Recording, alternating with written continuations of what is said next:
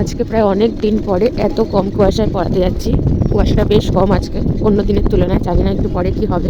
তো চলো পড়তে যাওয়া যাক, পড়াতে যাওয়া যাক। আলু সেদ্ধ, কচু বাটা, ডিম সেদ্ধ। কচু বাটাটা সবচেয়ে ভালো। এটা কচু বাটাই তো। কচু।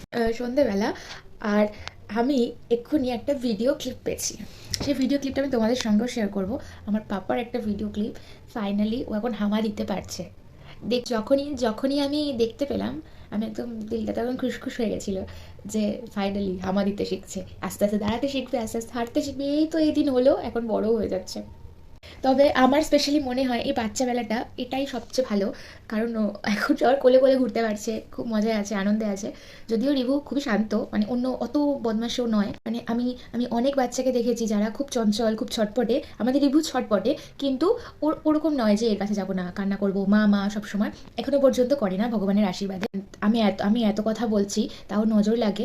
সে কারণে আমি ভগবানের আশীর্বাদে এটা অবশ্যই মেনশন করছি যে ভগবানের আশীর্বাদ আছে বলে ও এখনও এতটা শান্ত, এতটা ভালো। ও এখন থেকে প্রচুর অ্যাডজাস্ট করতে পারে। মানে ওর সঙ্গে যদি কেউ নাও থাকে, ও কেউ না কেউ একজন হলেই হলো। ওরকম ব্যাপার না যে মাকেই দরকার হয়। ও খুব জানে মা বিজি, সবাই বিজি। তো আমি ক্লিপটা তোমাদের সঙ্গেও শেয়ার করছি।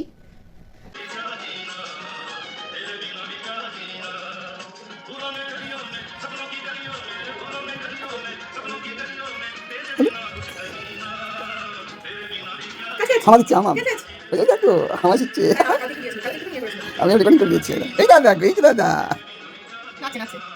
দেখছি কি হচ্ছে এটা ভালো মা এটা ভালো মা এটা ভালো মা হ্যাঁ good. রাখবে তো কেন রাখবে না আমার দাদাকে। আজকে একটা সিম্পল দিন, সিম্পলভাবে কাটালাম। আর কালকে কল্যাণী যাওয়ার আছে, তো সেটা আমি ছোটো একটা ভিডিও করব। তো চলো, এখন আজকের মতো বাই।